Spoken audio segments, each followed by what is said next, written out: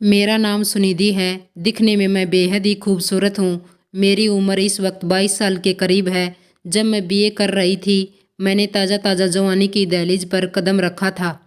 मेरी बड़ी बहन की उम्र मुझसे 2 साल ज़्यादा थी। उसकी शादी 6 महीने पहले ही जमींदार घर में एक लड़के से हुई, जो कि गांव में अपनी ज़मीनों पर खेती बाड़ी की निगरानी करते हैं। शादी के 2 महीने बाद मेरी बहन मायके आई तो उसने मुझसे कहा कि मैं गर्मी की छुट्टियों में उनके ससुराल आकर बिताऊं, जिसकी मैंने हाँ भर ली, क्योंकि मैं भी दीदी का ससुराल देखना चाहती थी। गर्मी की छुट्टी हुई तो मैं अपना बैग तैयार करे उनके घर चली गई। जब उनके घर पहुंची तो दोपहर का वक्त था और बहुत ज़्यादा गर्मी भी हो रही थी। घर पहुंचते ही मैंने नहाकर अपने कपड़े बदले। इस वक्त मेरा जीजाजी भी खाने के लिए घर पर आ गए और उन्होंने हमारे साथ ही खाना खाया। थोड़ी देर के बाद वह खेतों पर चले गए। उनका घर गांव से थोड़ी दूरी पर खेतों में ही बनाया गया था और बहुत ही सुंदर था। उस घर को देखकर तो मैं हैरान हुई थी कि गांव में भी ऐसे घर बन सकते हैं।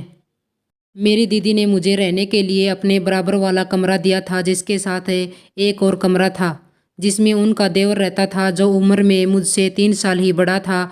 वह यूनिवर्सिटी में पढ़ता था और वह भी छुट्टी गुजारने अपने घर आया हुआ था। जिस दिन मैं यहाँ पहुँची तो काफ़ी थकी हुई थी, इसलिए जल्दी ही सो गई। अगली सुबह करीब 4 बजे दीदी ने मुझे उठाया और चाय दी, जिसके बाद मुझे कहने लगी कि चलो सुबह की सैर करने को चलते हैं। मैं हैरान थी कि दीदी इस वक्त उठ गई है। शादी से पहले तो इस वक्त उनकी नींद शुरू होती थी। खैर, मैं तो चुप रही और उनके साथ निकल पड़ी। सुबह सुबह ठंडी ठंडी घास पर चलकर काफ़ी अच्छा लग रहा था। 30 मिनट चलने के बाद दीदी कहने लगी कि चलो वापस चलते हैं, मगर मैंने उनसे कहा कि आप चली जाइए, मैं थोड़ी देर में कुछ वक्त और यहाँ पर गुजारना चाहती हूँ। दीदी तो वापस चली गई और मैं चलते चलते खेतों में चली गई। एक जगह मेरी नज़र पड़ी तो मैं देखते रह गई, क्योंकि मैंने देखा कि दीदी का देवर ट्यूबवेल के पानी में नहा रहा था और उस पर कोई कपड़ा भी नहीं था। मैंने अपनी ज़िंदगी में पहली बार किसी भी मर्द को इस हालत में देखा था। मुझे शर्म भी महसूस हो रही थी, लेकिन फिर भी मैं खड़ी रही। वही मेरी मौजूदगी से बेखबर होकर नहा रहा था। उसने पानी में डुबकी लगाई और फिर बाहर निकलकर खड़ा हो गया। मेरी नज़र जैसे ही उसकी टांगों के बीच गई तो मैं हैरान रह गई। इससे पहले मैंने सिर्फ तस्वीरों में यह सब देखा था, लेकिन हकीकत में आज पहली बार देख रही थी। उसने एक बार फिर पानी में डुबकी लगाई और फिर बाहर निकलकर कपड़े पहन लिए और घर की तरफ चल दिया। मैं कुछ देर वहीं रुकी और फिर मैं भी घर की तरफ चल पड़ी। उसको इस हालत में देखकर मैं काफ़ी तैयार हो चुकी थी। घर पर पहुंची तो दीदी ने नाश्ता लगा दिया था। मैं टेबल पर आई तो दीदी का देवर भी आ गया और मेरे साथ वाली कुर्सी पर बैठ गया। उनको देखकर मुझे काफ़ी शर्म महसूस हो रही थी। नाश्ते के बाद मेरे जीजाजी किसी काम के सिलसिले में शहर से चले गए तो दीदी ने अपने देवर को कहा कि वह मेरी बहन को अपना फार्म हाउस दिखा लाए, जिस पर वह कहने लगा, क्यों नहीं भाभी, ज़रूर। फिर वह मेरी तरफ देखते हुए बोले, चलो तुम्हें अपना फार्म हाउस दिखाकर लाता हूँ। सुबह मैं उसको इसी हालत में देख चुकी थी। इसके बाद तो मुझे उसके पास बैठने पर भी शर्म महसूस हो रही थी और अब दीदी ने मुझे उसके साथ जाने को कह दिया था। आप अंदाज़ा कर सकते हैं कि इस वक्त मेरी क्या हालत होगी। घर में इनकार ना कर सकी और उसके साथ फार्म हाउस देखने के लिए चल पड़ी। हम लोग पैदल ही फार्म हाउस की तरफ चल दिए। फार्म हाउस घर से कुछ ही दूरी पर था। रास्ते में वह मुझसे बात कर रहा था और मैं उसको हाँ करे जवाब दे रही थी। बातों के दौरान मैंने महसूस किया कि वह काफ़ी हंसमुख लड़का है। फिर कुछ देर के बाद हम लोग फार्म हाउस पहुंच गए, जहां उसने मुझे अपने किन्नू और अमरूद के बाग दिखाए और उसके बाद वह अपने डेयरी फार्म पर ले गया। कहने लगा, चलो मैं तुमको डेयरी फार्म दिखाता हूँ। उसने बताया कि इस फार्म में बहुत सारी गायें हैं जो कि बहुत ही ज़्यादा दूध देती हैं।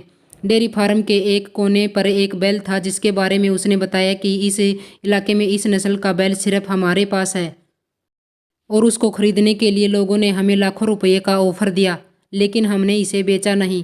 अभी वह मुझसे बातें ही कर रहा था कि बैल दौड़ता हुआ गाय के पास पहुंच गया और थोड़ी देर बाद ही वह गाय के साथ वह सब करने लगा। यह सीन देखकर तो मैं बहुत ज़्यादा शर्मिंदा हो गई थी। मैंने फ़ौरन से अपनी निगाहें नीचे की तरफ की और उससे कहा, चलो यहाँ से मुझे घर पर जाना है। तो वह कहने लगा, क्यों, क्या हुआ? तुम्हें गुस्से भरे अंदाज में बोली, क्या यह सब दिखाने के लिए लाए थे तो मुझे? यह मेरी बात सुनकर उसके चेहरे पर मुस्कान आ गई और वह कहने लगा, अरे इसमें कौन सी बड़ी बात है, यह तो बैल का काम है। देखा नहीं तुमने, वह अपना काम कर रहा है। बैल अभी तक गाय के साथ ही लगा हुआ था। वह सब कुछ मेरी बर्दाश्त से बाहर हो गया था, इसलिए मैं वहाँ से वापस चल दी। फिर वह भी साथ हो गया और कहने लगा, देखो यह तो नेचुरल सी बात है, तुम बेकार में परेशान हो रही हो। उसके चेहरे पर अभी भी अजीब सी मुस्कुराहट थी। फिर मैं अपने कदम तेज तेज बढ़ाना शुरू कर दिया तो उसने भी अपनी रफ्तार बढ़ा दी और चलते चलते कहने लगा, देखो यार, यह तो नेचुरल सी बात है, इंसान भी तो यही सब कुछ करते हैं, लेकिन फ़र्क सिर्फ इतना है कि वह अपने बेडरूम में करते हैं और कोई उनको नहीं देखता। मैं खामोशी से चलती रही और घर जाकर अपने कमरे में चली गई। कमरे में जाकर मेरी हालत ही ख़राब होने लगी थी। सुबह सुबह जीजाजी और दीदी को उस हालत में देखा था और अब बैल और गाय को यह सब करते हुए देख लिया। इसके बाद तो मुझे ना जाने क्यों अजीब सा महसूस होने लगा। फिर मुझे नहीं मालूम कि किस वक्त मुझे नींद आ गई। दोपहर के वक्त दीदी ने मुझे उठाया तो मैं दोपहर का खाना खाया और शाम को जीजाजी भी आ गए। फिर रात को हम लोगों ने मिलकर रात का खाना खाया। इसी दौरान जीजाजी मुझसे कहने लगे, यहाँ की ज़िंदगी भी अजीब सी लगेगी तुमको सुनिधि। यह लोग सुबह सवेरे उठ जाते हैं और रात को जल्दी सो जाते हैं। मैं उनकी बातों को खामोशी से सुन रही थी क्योंकि मेरा ध्यान तो कहीं और ही था। खाना खाने के बाद मैं चुपचाप अपने कमरे में चली गई, मगर अभी तक मेरी आंखों के सामने सुबह वाले मंजर ही घूम रहे थे, जिससे मेरे अंदर अजीब सी बेचैनी होने लगी थी। कुछ देर बिस्तर पर लेट कर मैं भी सोने की कोशिश करती रही, लेकिन नींद नहीं आई। मैंने सोचा कि बाहर चलकर ताज़ा हवा में कुछ देर टहल लेते हैं। यह सोचकर मैं अपने कमरे से बाहर आ गई। घर के चारों तरफ बरामदा था जिसमें काफ़ी अंधेरा था। मैं बरामदे में टहलते हुए दीदी के कमरे की खिड़की के पास पहुंची तो अंदर से कुछ आवाज़ सुनाई दी। वह आवाज़ सुनकर तो मैं खिड़की के पास ही रुक गई। खिड़की थोड़ी सी खुली थी और उस पर नेट लगी हुई थी। कमरे के अंदर 0 वोल्ट बल्ब जल रहा था। मैंने देखा कि जीजू बेड के पास खड़े हैं और उन्होंने धोती पहन रखी थी। ना चाहते हुए भी मैं उनको देखती रही। जब मेरी बर्दाश्त से बाहर हो गया तो फिर चुपके से अपने कमरे में आ गई। मैं जवान थी और साथ में खूबसूरत भी थी। मेरे तो जज्बात भी संभाले नहीं संभल रहे थे। जब से मैं यहाँ पर आई थी मेरी आंखों के सामने इसी तरह के मंजर पेश आ रहे थे। मेरा दिल अंदर से बेचैन हो चुका था। आखिर मैं करूं तो क्या करूं, मुझे तो कुछ भी समझ में नहीं आ रहा था। यह सोचते सोचते मुझे कब नींद आ गई पता ही नहीं चला। अगली सुबह मैं टहलने के लिए निकली तो उसी जगह जाकर रुक गई जहां कल मैं अपनी बहन के देवर को नहाते हुए देखा था।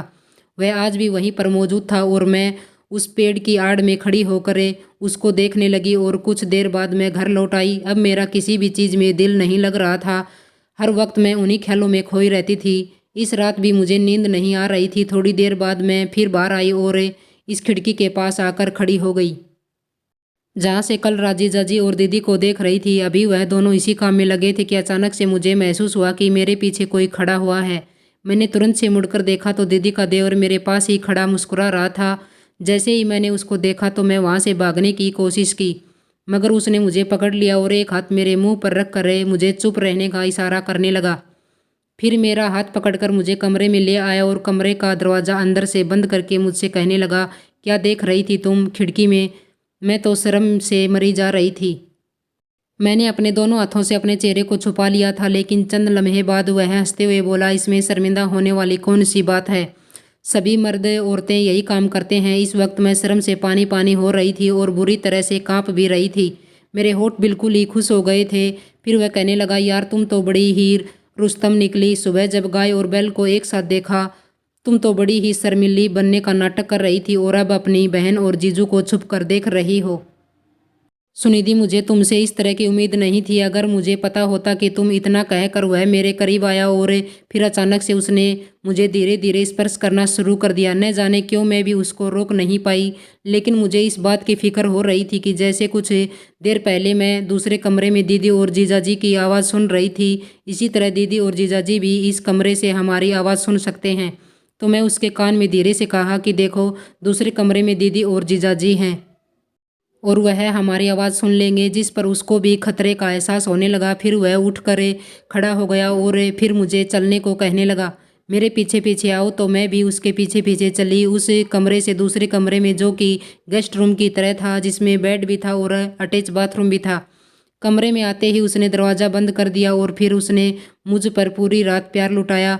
सुबह तक हम दोनों कमरे में ही रहे। इसके बाद तो जब तक मैं यहाँ रही यही सब कुछ होता रहा। फिर कुछ दिनों बाद मैं अपने घर वापस चली गई, मगर अगले साल की छुट्टियां भी मैंने दीदी के घर ही गुजारी थी। लेकिन इस बार दीदी को मेरे और उसके देवर के बारे में सब कुछ पता चल गया था। दीदी ने मुझे बहुत डांटा और कहने लगी, सुनिधि, यह जो तुम कर रही हो यह गुनाह है। शादी से पहले किसी के साथ संबंध बनाना बहुत बड़ा गुनाह होता है। मैं सर झुकाए दीदी की डांट सुन रही थी। मैंने रोते हुए दीदी से कहा, दीदी मैं आपके देवर से बहुत ही प्यार करती हूँ। यह सुनकर दीदी कहने लगी, तो पहले बताती ना, मैं तुम दोनों की शादी करवा देती। कम से कम यह सब तो नहीं देखना पड़ता। कुछ दिन बाद दीदी ने माँ पापा से कहकर मेरा रिश्ता अपने देवर से करवा दिया और फिर हमारी शादी हो गई। दोस्तों, शादी से पहले किसी भी मर्द के साथ संबंध नहीं बनाना चाहिए, क्योंकि यह बहुत ही बड़ा गुनाह होता है। दोस्तों, इस कहानी को लेकर आपकी क्या राय है? अपनी राय कमेंट बॉक्स में ज़रूर शेयर करें। वीडियो को लाइक कर दीजिए और चैनल को सब्सक्राइब कर लीजिए। आगे भी आपको ऐसे ही इंटरेस्टिंग कहानी देखने को मिलती रहेंगी।